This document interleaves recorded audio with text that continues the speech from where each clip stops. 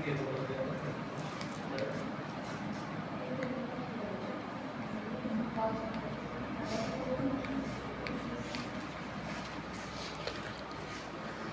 Morning students. हमने हमारा पिछला अध्याय न्याय को पूरा कर चुके हैं। हम उसके बारे में जो भी जानकारी है तो उसके बारे में चर्चा कर चुके और उसके नोट्स भी हमने कंप्लीट करवा दिए। तो स्टूडेंट, मैंने आपको बता रखा है कि आपकी जो राजनीति विज्ञान की पाठ्य पुस्तक है उसमें टोटल जो अध्याय है वो 31 है, जिसे 8 यूनिट में कन्वर्ट किया गया है। अर्थात कितनी इकाइयों में बांटा गया है? 8 इकाइयों में, जिसमें हम जो और भाग कितने हैं? 2 भाग, खंड है, खंड व। तो हम सबसे पहले खंड ए पढ़ रहे हैं। कौन सा पढ़ रहे हैं? खंड ए। खंड है राजनीति विज्ञान की मूल अवधारणा है, जिसका पाठ नंबर 2 है। खंड ए का यूनिट फर्स्ट का पाठ नंबर 2 शक्ति सत्ता वेद था। पाठ नंबर 1 कौन सा था? न्याय, जस्टिस, जिसके बारे में पूरी बात बता चुका। एक बार रिपीट कर देता हूँ आपको दोबारा न्याय के बारे में, जिससे आपका भी रिवीजन हो जाए। वैसे 12th क्लास में आ चुके आप लोग।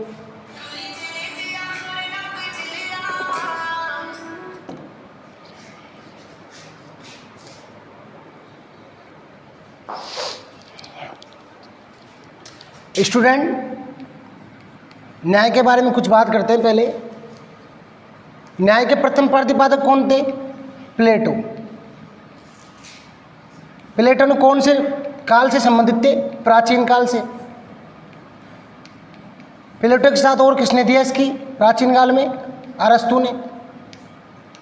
प्लेटो ने क्या बताया कि व्यक्ति को अपने निर्दिष्ट अनुसार कार्य करना और किसी दूसरे कार्य में हस्तक्षेप न करना ही न्याय है।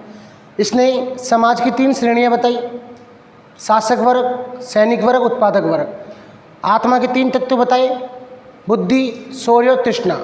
जो बुद्धि तत्व का समावेश होता है वो होता है शासक वर्ग में, और शौर्य तत्व का समावेश होता है सैनिक वर्ग में, तृष्णा तत्व का होता है उत्पादक वर्ग में। और प्लेटो ने न्याय के 2 प्रकार बताए: व्यक्तिगत न्याय और राजनीतिक न्याय। और इसने यही कहा कि तीनों वर्ग अपनी अपनी परिधि में रहकर कार्य करेंगे तो वो न्याय है। अगर एक दूसरे में हस्तक्षेप करेंगे तो राज्य के लिए क्या होगा? अन्यायकारी, विनाशकारी, राज्य पतन की ओर होगा। अरस्तु ने बताया मानवीय संबंधों का नियमन और न्याय एक ऐसा सद्गुण है जिसे हम परस्पर व्यवहार में लाते हैं, अर्थात जिसके द्वारा हम व्यवहार को प्रदर्शित करते हैं वही क्या है? न्याय है। इसने भी न्याय के 2 प्रकार बताए: वितरणात्मक न्याय और सुधारात्मक न्याय। वितरणात्मक न्याय में बताया इसने कि शक्ति व संरक्षण का वितरण लाभ, सामर्थ्य, योग्यता व योगदान के अनुसार होना चाहिए। सुधारात्मक न्याय में बताया कि राज्य व्यक्ति के अधिकारों का हनन नहीं होने देगा और उसकी संपत्ति, सुरक्षा, स्वतंत्रता की रक्षा करेगा, सुरक्षा करेगा।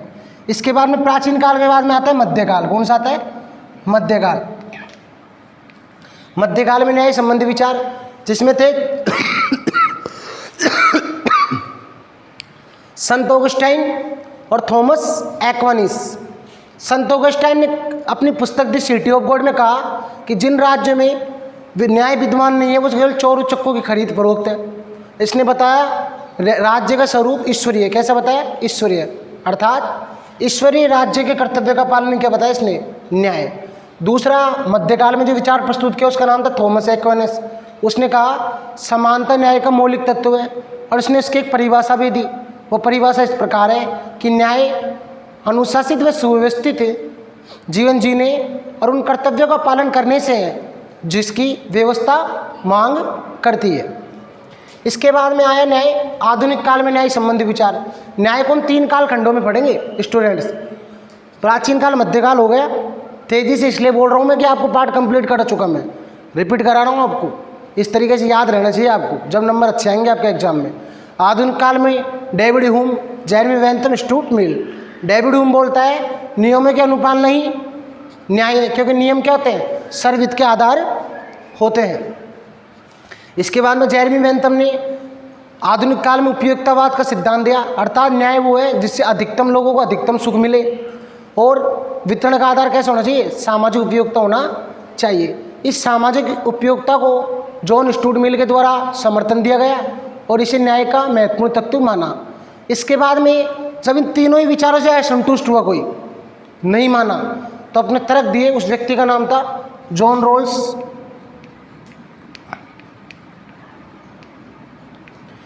इसने सामाजिक न्याय को प्रस्तुत किया। कौन से न्याय को? सामाजिक न्याय को। और कहाँ प्रस्तुत किया? अपनी पुस्तक है थ्योरी ऑफ जस्टिस में। अगर आपसे पूछ लिया जाए थ्योरी ऑफ जस्टिस के लेखक कौन है, तो जॉन रॉल्स है। और जॉन रॉल्स ने कौन से सिद्धांत का प्रतिपादन दिया? अज्ञानता के पर्दे का सिद्धांत। और कहा यदि सबकी प्रगति करनी है, सबका विकास करना है, तो अज्ञानता का पर्दा, अर्थात कोई भेदभाव नहीं होना चाहिए, सभी को समान रखकर विकास करना चाहिए।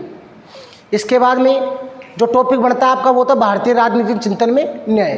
भारतीय राजनीतिक चिंतन में स्वधर्म की प्रमुखता दी, अर्थात आप जो धारण करते हो, आप अच्छाई कैसे कर सकते हो, वही आपका क्या है? न्याय है। जिसमें विदुर, सोमदेव, भारद्वाज, मनु, कौटिल्य, शुक्र, इन्होंने भारत में भारतीय चिंतन में न्याय को प्रस्तुत करने में योगदान दिया।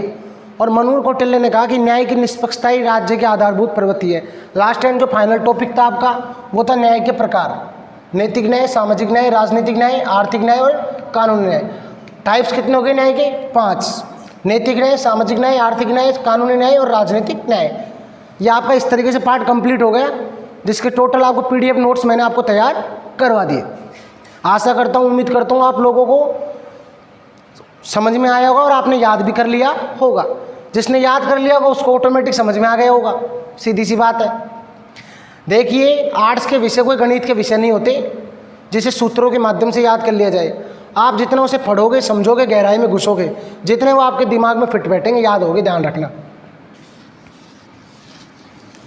जानने की कोशिश करो क्या है राजनीति, क्या है न्याय, क्या है।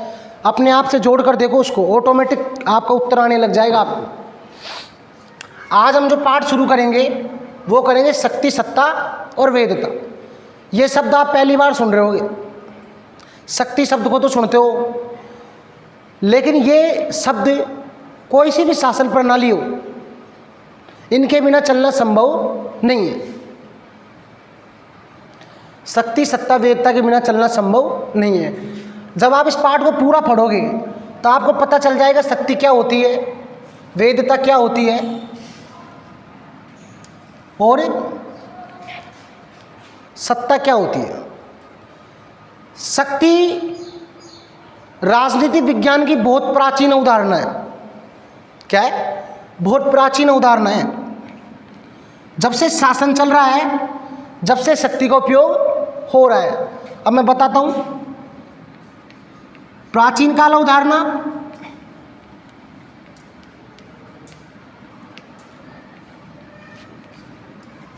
अरे तुम्हारा राम,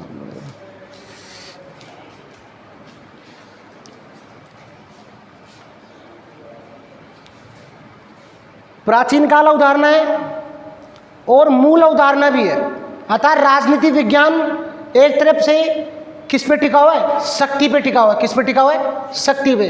अब ये शब्द आप कैसे सीखोगे? अगर राजनीति का किसी में विज्ञान हटा दूं तो राज प्लस क्या हो जाता है? नीति। क्या हो जाता है? राज प्लस नीति। राज का मतलब होता है शासन। क्या होता है? शासन। और नीति का मतलब क्या होता है? उचित समय पे उचित तरीके से किया गया कार्य। क्या कहलाता है? नीति। उचित समय पे उचित तरीके से किया गया कार्य क्या कहलाता है? नीति। अतः उचित तरीके से उचित समय पे शासन करना। एक राजा 1 लाख व्यक्तियों पर शासन कर लेता है, 10 लाख व्यक्ति पर शासन कर लेता है। कुछ ना कुछ शक्ति तो होती है, चाहे उसके पास प्रभाव की शक्ति हो, चाहे मनोवैज्ञानिक शक्ति हो। शक्ति के प्रकार भी पढ़ेंगे हम। बल क्या होता है, प्रभाव क्या होता है, ये भी पढ़ेंगे। आपस में इनका क्या संबंध होता है, ये भी पढ़ेंगे। जब इनको पढ़ लेंगे और जानकारी इनके बारे में चर्चा कर लेंगे तो आपकी चीज़ ऑटोमेटिक समझ में आ जाएगी। अब आगे चलते हैं। कैसी अवधारणा है? प्राचीन काल अवधारणा है और मूल अवधारणा भी है, क्योंकि राजनीति विज्ञान किस पे टिका हुआ है? शक्ति का विज्ञान। इसलिए 2 विचारक थे जिनका नाम था लास्वेल, कैटलिन, मार्गेनथाउ। इन्होंने क्या कहा इसे? शक्ति का विज्ञान का। किसको? राजनीति विज्ञान को। देखिए, जो प्राचीन काल में थी वो थी सैनिक शक्ति थी। कौन सी शक्ति थी? सैनिक शक्ति।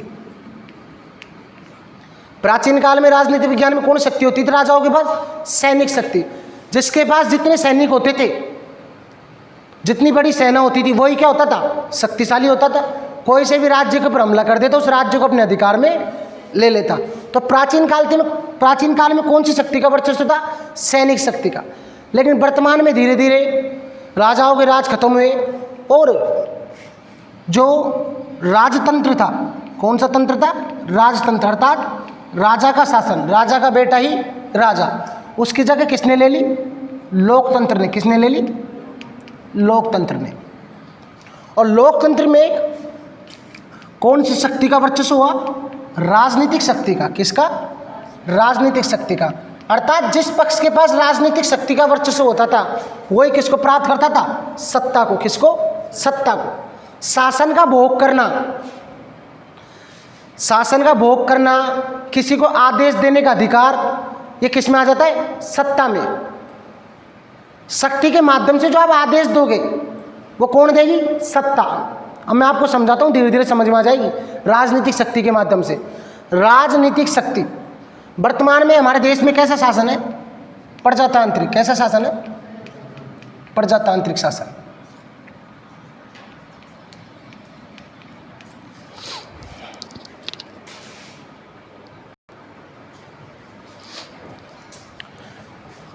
प्रजातांत्रिक शासन है। अब प्रजातांत्रिक शासन में जो सत्ता का उद्भव होता है, सत्ता जिसको प्राप्ति होती है, वो होती है चुनाव के माध्यम से। किस माध्यम से? चुनाव के माध्यम से। जैसे हमारे देश में संघात्मक शासन है, शक्तियों का विभाजन है। तो केंद्र में तो जो सरकार बनती है वो बनती है लोकसभा चुनाव के आधार पर। किसके आधार पर? लोकसभा चुनाव, जिसका लोकसभा का सदस्य क्या होता है? सांसद। अर्थात टोटल सीट कितनी है? 552। वर्तमान में 545, जिसमें से 2 आंगल, इन 552 में 2 आंगल भारतीय सीटें। तो जो चुनाव होता है, जिसके पास राजनीतिक शक्ति, अर्थात जिसके पास सांसद ज़्यादा होते हैं, क्या होते हैं? सांसद ज़्यादा होते हैं। बहुमत प्राप्त करने के लिए हमारे नियम है, वो सीख लो। आधा कर लो आप 545 का 264-65 सीट जिसके पास आ जाती है, 264-65 सांसद जिस पार्टी के बन जाते हैं, वही क्या करती है? सत्ता का उपभोग करती है। बात वही आ गई ना, जिसके पास नंबर ज़्यादा, जिसके पास सैनिक ज़्यादा, वही क्या करेगा? सत्ता का उपभोग करेगा। तो प्राचीन काल में तो कौन सी शक्ति थी? सैनिक शक्ति थी। अर्थात जिसके पास सैनिकों की संख्या ज़्यादा होती थी, वही किसका उपभोग करता था? सत्ता का। और वर्तमान काल में जिस पर राजनीतिक शक्ति ज़्यादा होती है, वही किसका उपभोग करता है? सत्ता का उपभोग करता है। तो सत्ता क्या हो गया? फिर शक्ति का उपभोग करेगा तो वह क्या बनाएगा? नियम बनाएगा, निर्णय लेगा, शक्ति का वितरण करेगा, कार्यों का आवंटन करेगा, हमको आदेश देगा। जैसे 8 नवंबर 2016 को आदेश दे दिया सत्ता ने, रात के 12 बजे बाद 500 और 1000 के नोट क्या हो जाएंगे? बंद हो जाएंगे। तो हमको मानना पड़ा? नहीं मानना पड़ा, क्योंकि किसका आदेश था? वो सत्ता का आदेश था। उसके पास किसकी शक्ति है? राजनीतिक शक्ति है। कैसी शक्ति है? राजनीतिक शक्ति। हमने उसे नंबर दिए, जनता ने उसे सत्ता का पद पकड़ाया या उसे चुनाव जितवाया। तो लिखना शुरू कीजिए।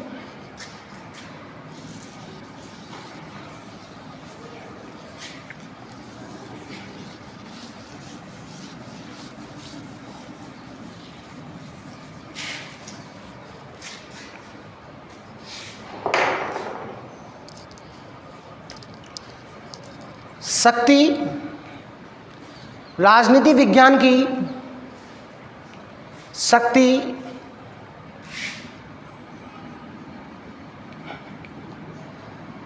राजनीति विज्ञान की शक्ति राजनीति विज्ञान की मूल अवधारणा है। शक्ति राजनीति विज्ञान की मूल अवधारणा है।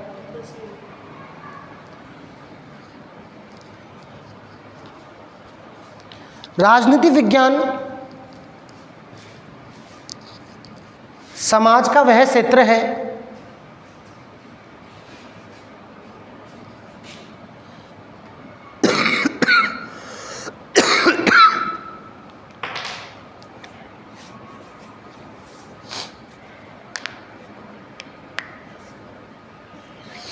समाज का वह क्षेत्र है जिसमें नियम बनाए जाते हैं, जिसमें नियम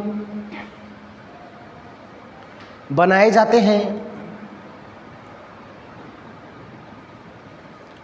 निर्णय लिए जाते हैं,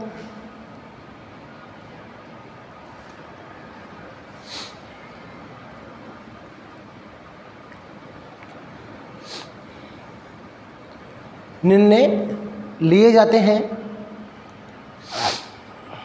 और कार्यों का आवंटन किया जाता है, और कार्यों का आवंटन किया जाता है, और कार्यों का आवंटन किया जाता है।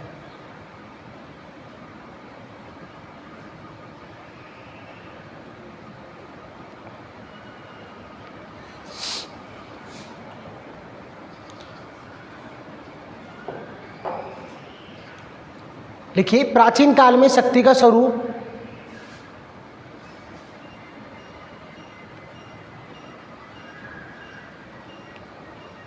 प्राचीन काल में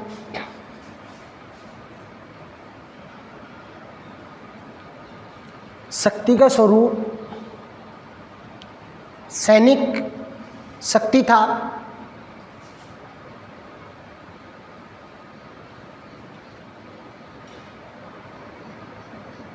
जिसका आधुनिक काल में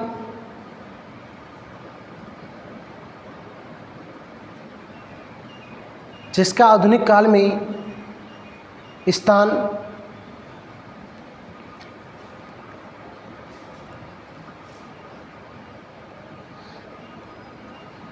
राजनीतिक शक्ति ने ग्रहण कर लिया।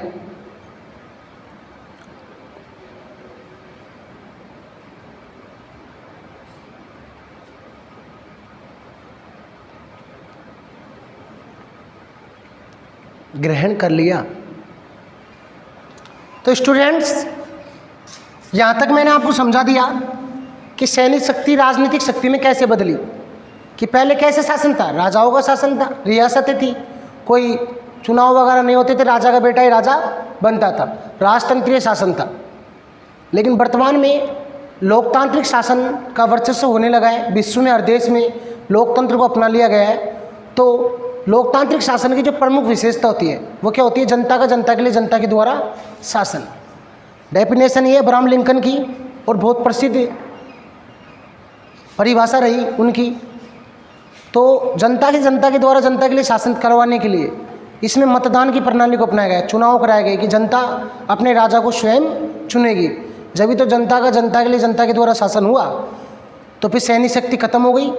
तो सैनिक तो अभी भी होते हैं हर देश में, लेकिन सत्ता का जो उपभोग करता है एक बुद्धिमान व्यक्ति करता है, जो जनता के द्वारा चुना होता है, जो जनता की नज़रों में जो योग्य उम्मीदवार होता है, प्रतिनिधि होता है, वही क्या बनता है? उनका राजा बनता है। अर्थात दमनात्मक तरीके से शासन नहीं किया जा सकता, अब मनोवैज्ञानिक तरीके से शासन किया जाता है। अब शक्ति के बारे में जिन विचारकों ने अपने विचार प्रस्तुत किए उनके बारे में बात करते हैं। जो सबसे प्रथम व्यक्ति था जिसने शक्ति के बारे में अपने विचार प्रस्तुत किए, उसने बताया कि समाज में किस तरीके से संघर्ष से शक्ति प्राप्त होती है, शक्ति का क्या संघर्ष होता है। उसका नाम था मैकियावेली। क्या नाम था? मैकियावेली।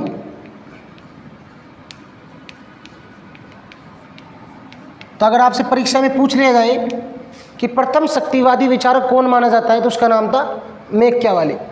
फिर उसके बाद में टॉमस हॉब्स, इन्होंने 1651 ईस्वी में एक ग्रंथ की रचना थी, उसका नाम था लेवियाथन। क्या नाम था? लेवियाथन। इसमें इन्होंने बताया कि समाज में शक्ति की प्रक्रिया किस प्रकार चलती है, किस प्रकार शक्ति में ह्रास होता है, किस प्रकार शक्ति में बढ़ोतरी होती है, शक्ति को किस प्रकार स्थिर किया जाता है, शक्ति के किन किन व्यक्तियों से क्या संबंध होते हैं, ये किसने बताया? टॉमस हॉब्स ने। इसके बाद में आता है मैकाइवर।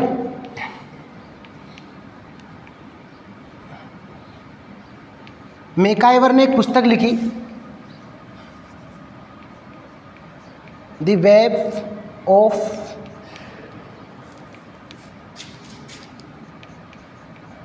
गवर्नमेंट।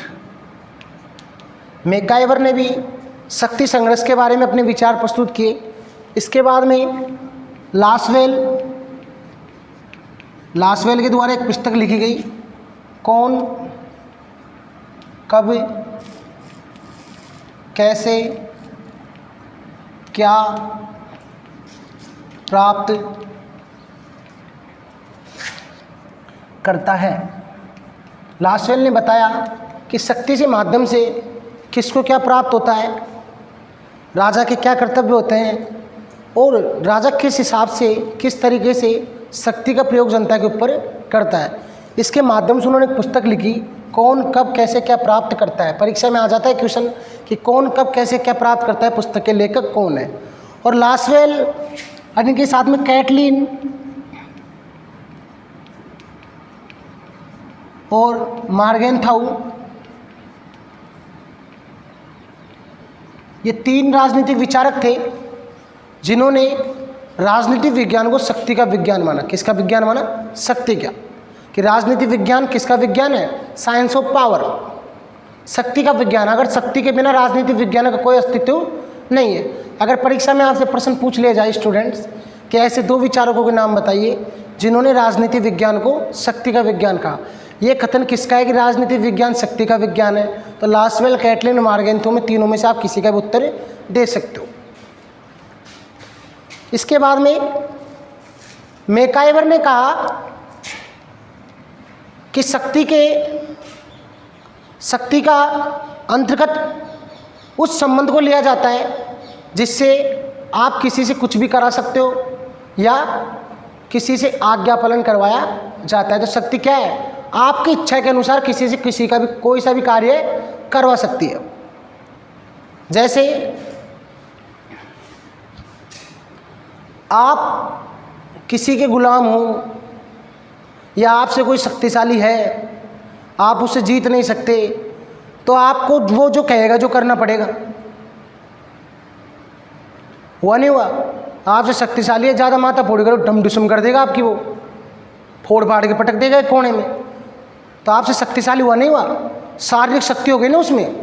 तो आप जब तक उसके चंगुल में हो, फंसे हो, तो आपको कार्य करना पड़ेगा। तो शक्ति क्या है? आपसे कुछ भी करवाने की क्षमता है या आपसे आज्ञा पालन करवाया जाता है। ये किसने कहा? मैकाइवर ने। इसके अलावा एक परिभाषा आर्गेनस्की ने दी, इन्होंने भी शक्ति की परिभाषा दी।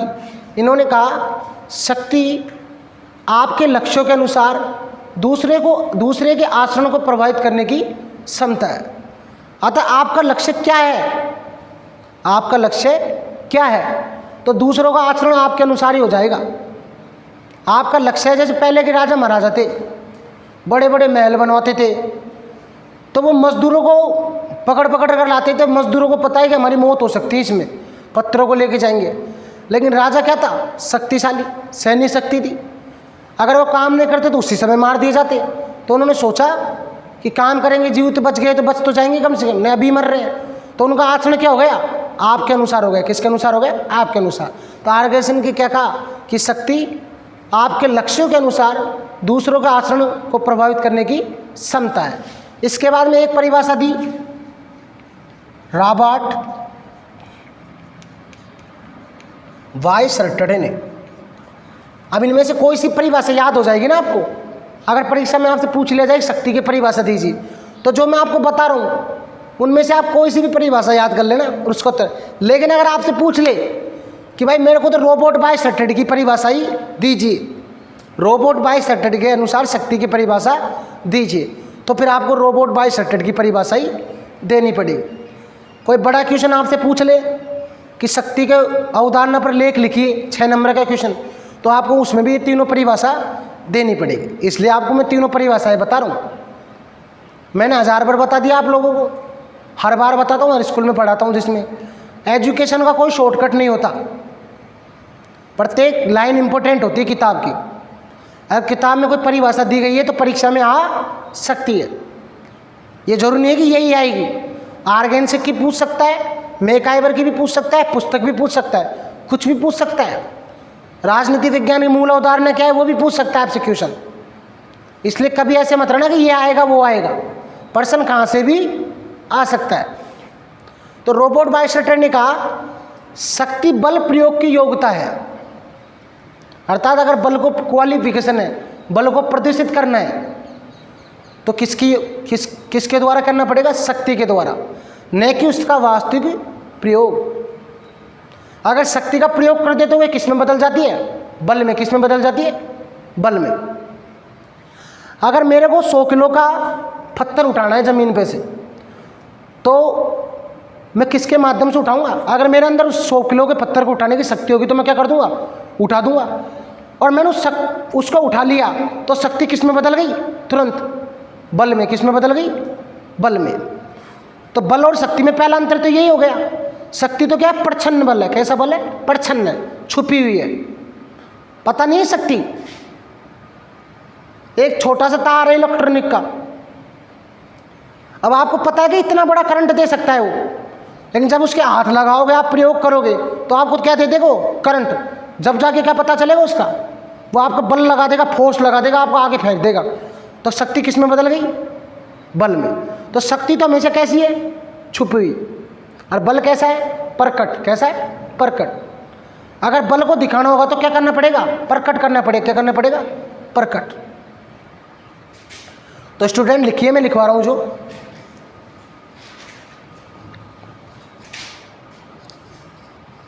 लिखिए टॉपिक शक्ति के बारे में।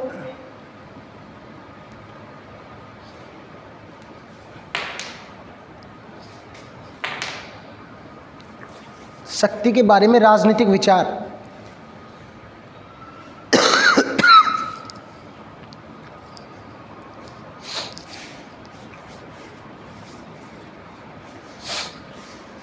शक्ति के बारे में राजनीतिक विचार।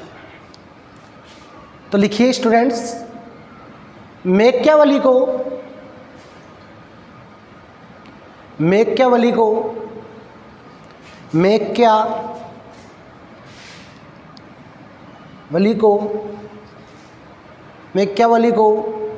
प्रथम शक्तिवादी विचारक माना जाता है।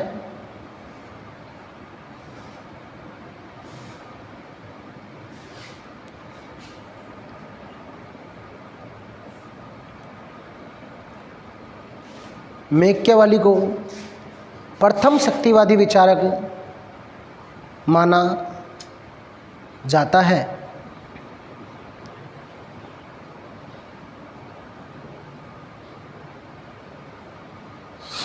आगे लिखिए, टॉमस होब्स ने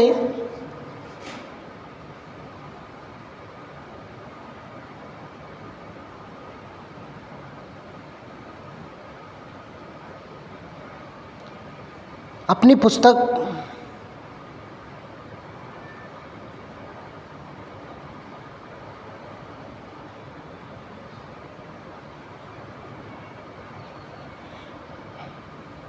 लेवियाथन में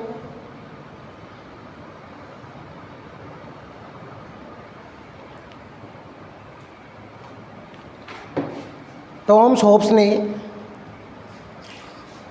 अपनी पुस्तक लेवियाथन में राजनीति विज्ञान में शक्ति के क्षेत्र और स्वरूप की व्याख्या की।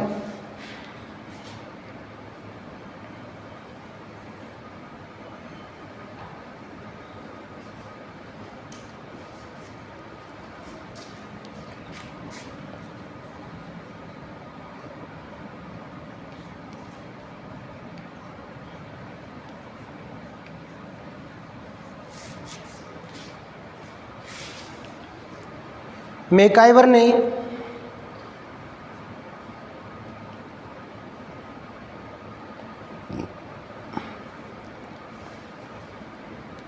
अपनी पुस्तक द वेब ऑफ गवर्नमेंट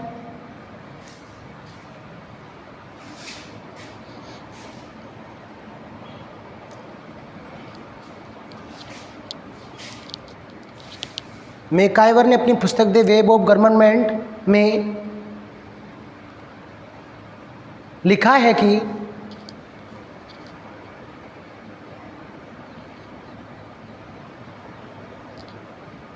लिखा है कि शक्ति के संबंधों के अंतर्गत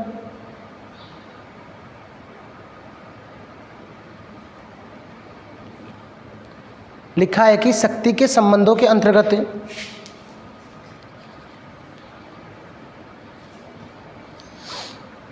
ऐसी क्षमता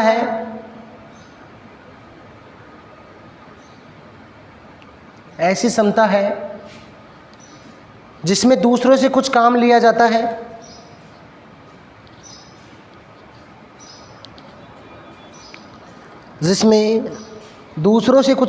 जाता है, या आज्ञा पालन करवाया जाता है।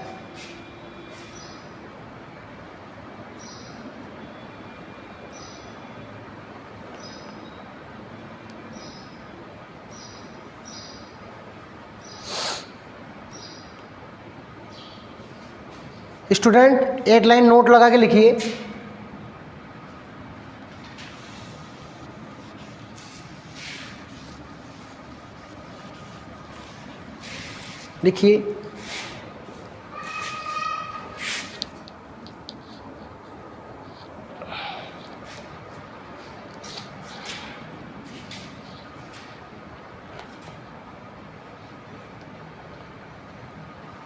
कैटलीन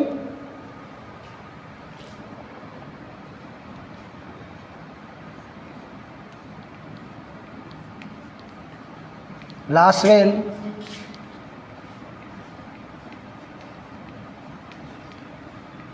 मार्गेनथाउ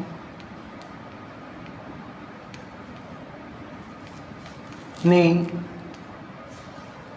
राजनीति विज्ञान को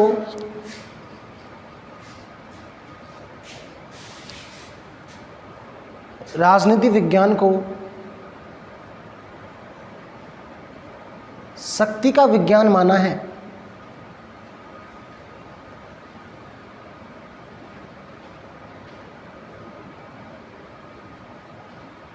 शक्ति का विज्ञान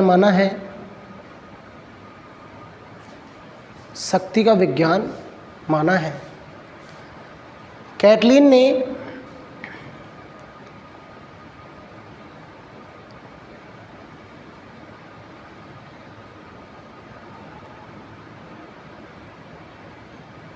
राजनीति विज्ञान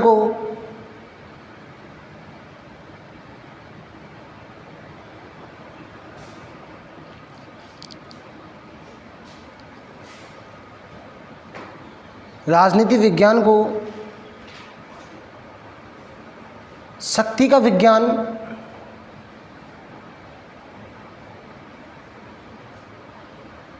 कैटलीन ने राजनीति विज्ञान को शक्ति का विज्ञान मानकर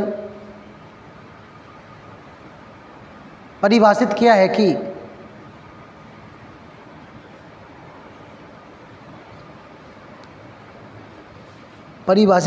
कि शक्ति के लिए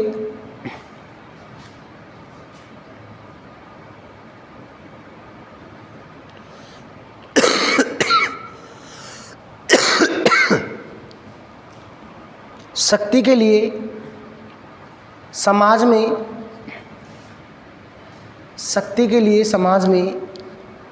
निरंतर संघर्ष चलता रहता है। शक्ति के लिए समाज में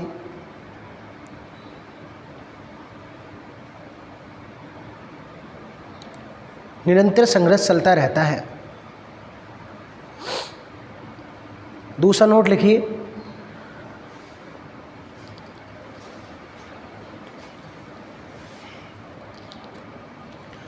लासवेल ने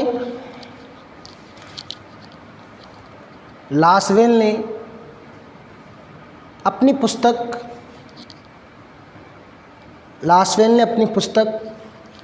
कौन कब क्या कैसे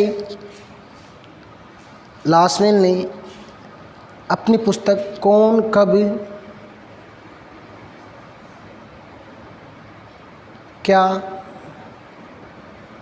कैसे प्राप्त करता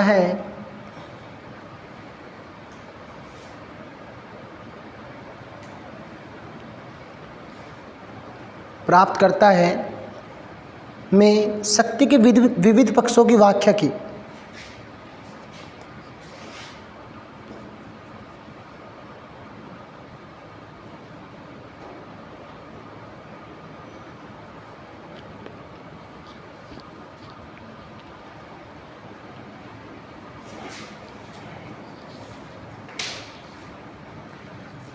स्टूडेंट्स, हम नेक्स्ट टॉपिक डालिए शक्ति की परिभाषाएं।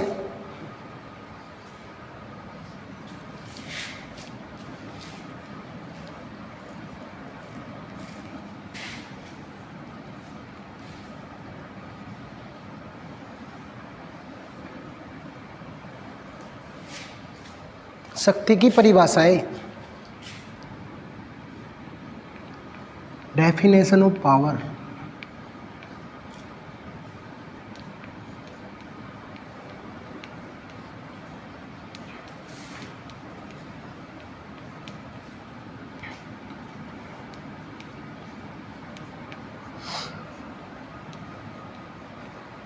आर्गेन्स के अनुसार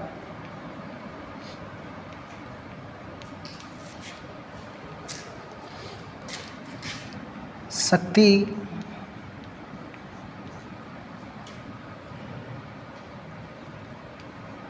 अपने लक्ष्यों को अनुसार अपने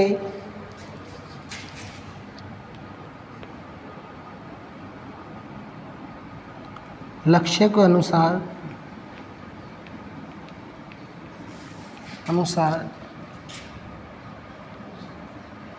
दूसरे के आचरण को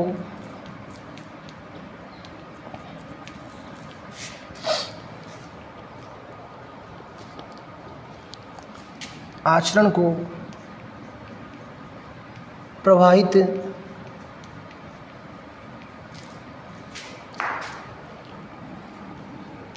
करने की क्षमता है। उतार लीजिए स्टूडेंट। आर्गेन्सी बोलते हैं, लिखते हैं, कहते हैं, बताते हैं कि जो आपका लक्ष्य है, आपके लक्ष्य के अनुसार अगर किसी दूसरे का आचरण हो जाए, वो भी आपके लक्ष्य की पूर्ति में लग जाए, तो उसका माध्यम क्या हो सकता है? शक्ति। कैसे होता है? शक्ति।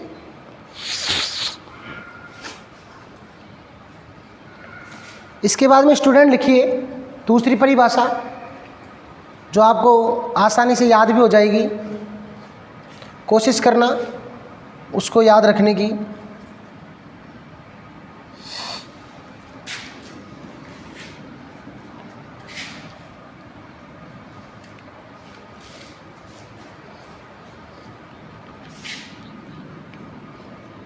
रॉबर्ट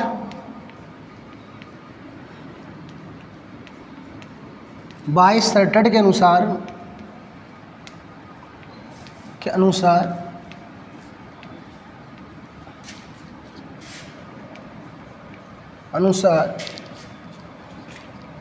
शक्ति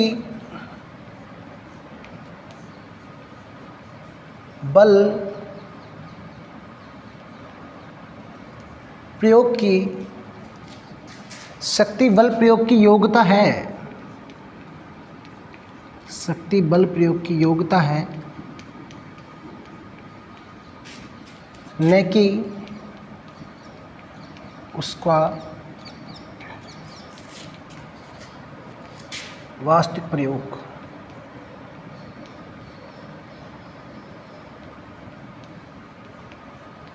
थर्सित परिभाषा रही है शक्ति की, और आसानी से याद भी हो जाएगी,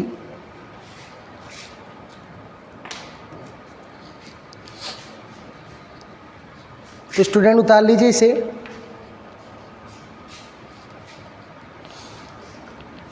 परिभाषाएं कंप्लीट करवा चुका। इससे पता लगता है कि अगर आपके पास शक्ति है तो आप दूसरों के विचारों, कार्य, व्यवहार और आचरण को अपने अनुसार या अपने अनुकूल बना सकते हो।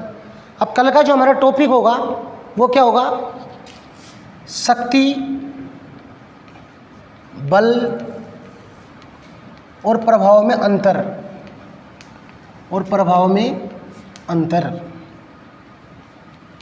आशा करता हूँ, उम्मीद करता हूँ आप लोगों को समझ में आया होगा, और अगर आप इसे रिवाइज करोगे, रिपीट करोगे, तो आपको पूर्ण रूप से समझ में आ जाएगा कि शक्ति के बारे में कौन कौन से राजनीतिक विचारों के अपने विचार प्रस्तुत करें और शक्ति की क्या परिभाषा है। Okay bye.